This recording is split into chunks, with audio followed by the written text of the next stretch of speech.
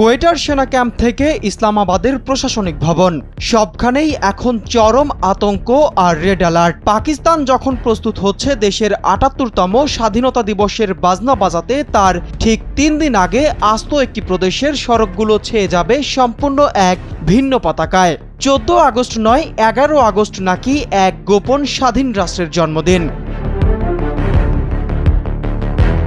পাকিস্তান সেনাবাহিনীর হাজার হাজার গান পয়েন্টকে বৃদ্ধাঙ্গুলি দেখিয়ে কোয়েটা থেকে গোয়াদর পর্যন্ত কে পাঠালো এই গোপন বার্তা?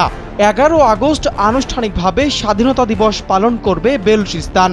এজন্য সামাজিক যোগাযোগ মাধ্যম এক্সে প্রকাশিত এক পোস্টে নাগরিকদের গাড়িতে, ভবনে নিজস্ব পতাকা টাঙানোর আহ্বান জানিয়েছেন মীর ইয়ার বেলুচ। তার ভাষায় এই কর্মসূচির উদ্দেশ্য শুধু একটি দিবস পালন নয়, বরং নতুন প্রজন্মের কাছে বেলুচদের ইতিহাস, জাতীয় পরিচয় এবং স্বাধীনতার দাবিকে তুলে ধরা। আর এই ঘোষণাকে নিয়েই আবারও তীব্র উত্তেজনায় দক্ষিণ এশিয়ার সবচেয়ে অস্থির অঞ্চলগুলোর একটি বেলুচিস্তান। একই বার্তায় মীর ইয়ার বেলুচ দাবি করেন, রিপাবলিক অব বেলুচিস্তান এর ধারণায় বিশ্বাসী প্রায় ৬ কোটি বেলুচ নিজেদের একটি স্বাধীন ও সার্বভৌম রাষ্ট্রের নাগরিক হিসাবে মনে করেন। যে প্রদেশকে পাকিস্তান তার ভৌগোলিক অখণ্ডতার প্রতীক বলে দাবি করে, সেই প্রদেশেই এখন প্রকাশ্যে আলাদা জাতীয় পতাকা ওড়ানোর ডাক দেওয়া হচ্ছে। এটা এমন এক রাজনৈতিক বার্তা যা সরাসরি ইসলামাবাদের কর্তৃত্বকে চ্যালেঞ্জ করছে। কিন্তু ১১ আগস্টকেই কেন তারা বেছে নিচ্ছে স্বাধীনতা দিবস হিসাবে? উত্তরের জন্য ক্যালেন্ডারের পাতায় ফিরে যেতে হবে ১৯৪৭ সালের ১১ আগস্টে। ব্রিটিশদের বিদায়ের ঠিক ৩ দিন আগে আজকের বেলুচিস্তানের প্রধান ভূখণ্ড কলাত নিজেদের একটি সম্পূর্ণ স্বাধীন রাষ্ট্র হিসাবে ঘোষণা করে। অল ইন্ডিয়া রেডিও থেকে শুরু করে যুক্তরাষ্ট্রের দ্য নিউ ইয়র্ক টাইমস সবখানে ছাপা হয়েছিল সেই খবর। স্বয়ং জিন্নাহ স্বাক্ষর করেছিলেন কলাতের স্বাধীন অস্তিত্বের সনদে।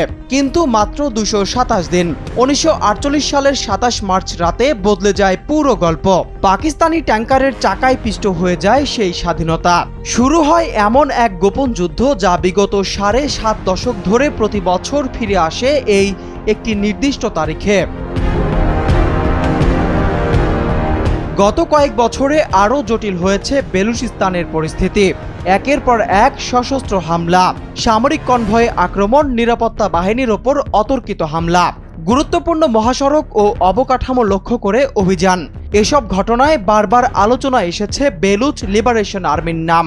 প্রতিটি হামলার পর পাকিস্তান বলেছে তারা সন্ত্রাসবাদের বিরুদ্ধে অভিযান চালাচ্ছে। আজকের বেলুচিস্তান কেবল পাহাড়ে গড়ে ওঠা গেরিলা আস্তানা নয়, এটি এক অদৃশ্য ডিজিটাল যুদ্ধক্ষেত্র। মীর ইয়ার বেলুচ এবং বিএলের মতো নেটওয়ার্ক থেকে সাধারণ মানুষের ফোনে পৌঁছায় এক চরম নির্দেশনা। গাড়িতে টানাও জাতীয় পতাকা, ভবনে ওরাও সার্বভৌমত্বের প্রতীক। যখন গোটা সেনাবাহিনী প্রস্তুত ১৪ আগস্টকে ঘিরে, ঠিক তখনই ৭২ ঘন্টা আগে ইসলামাবাদের চোখ রাঙানিকে তোয়াক্কা করছে না কালাতরা। এতে স্পষ্ট হয়ে ওঠে কেবল বুলেট দিয়ে কোনো জাতির মন জয় করা যায় না। এই খেলায় পাকিস্তান একা নয়, পর্দার আড়ালে কাঁপছে বেইজিংও।